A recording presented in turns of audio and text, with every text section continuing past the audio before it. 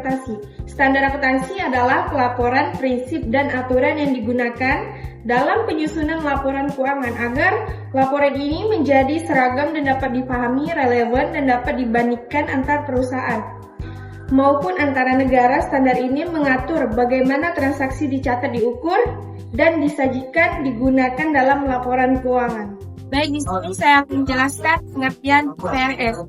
IFRS ini adalah standar akuntansi yang digunakan secara global dan diterbitkan oleh International Accounting Standards atau disebut dengan IASB.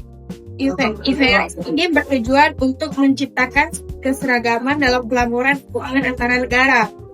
Dalam laporan keuangan antar negara ini, Indonesia, IFRS ini telah diadopsi melalui PSAK.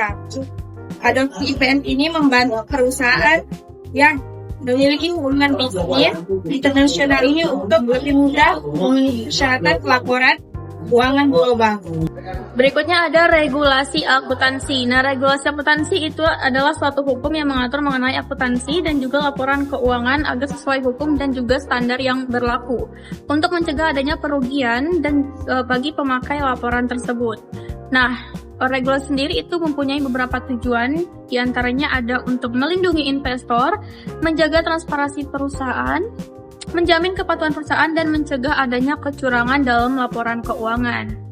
Nah, untuk regulasi akuntansi sendiri itu ada beberapa jenis atau beberapa bentuk. Yang pertama itu ada undang-undang, ada peraturan pemerintah, PSAK, peraturan OJK, dan juga ketentuan pajak.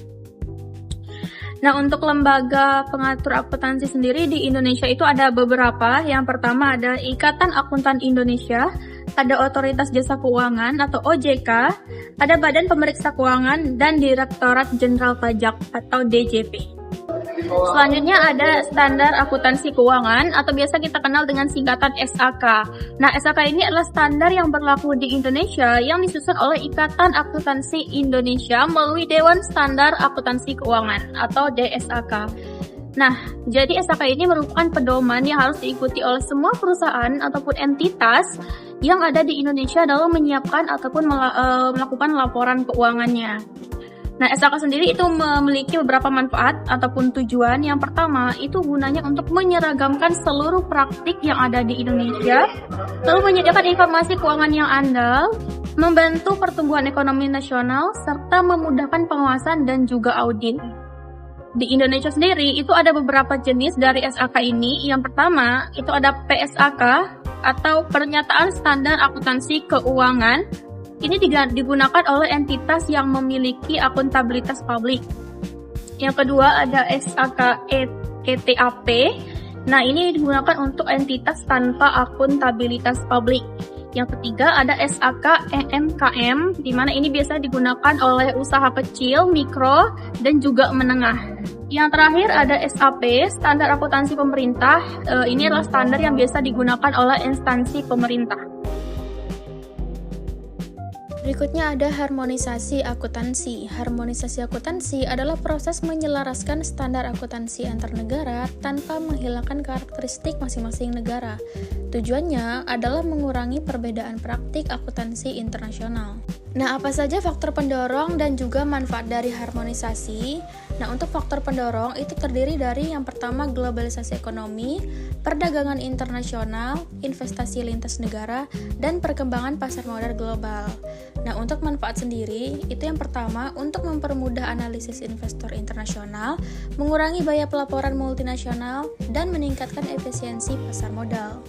Namun harmonisasi akuntansi sendiri itu ada beberapa hambatan, diantaranya adanya perbedaan budaya, sistem hukum berbeda, kondisi ekonomi tiap negara, dan juga kepentingan politik nasional.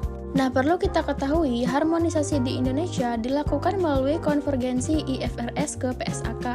Tujuannya untuk menarik investor asing, meningkatkan daya saing perusahaan Indonesia, serta memperkuat integritas ekonomi global. Nah, yang selanjutnya, apa itu implementasi standar akuntansi? Nah, implementasi standar akuntansi ini merupakan proses penerapan standar akuntansi dalam praktik penyusunan laporan keuangan suatu perusahaan.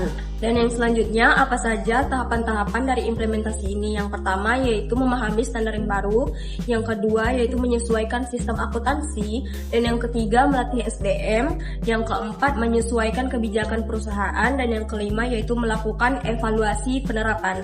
Dan yang selanjutnya yaitu mengenai tantangan dari implementasi ini. Yang pertama yaitu keterbatasan SDM, yang kedua biaya yang tinggi, yang ketiga yaitu perubahan dari teknologi, dan yang keempat yaitu kompleksitas standar. I just had to let you know you're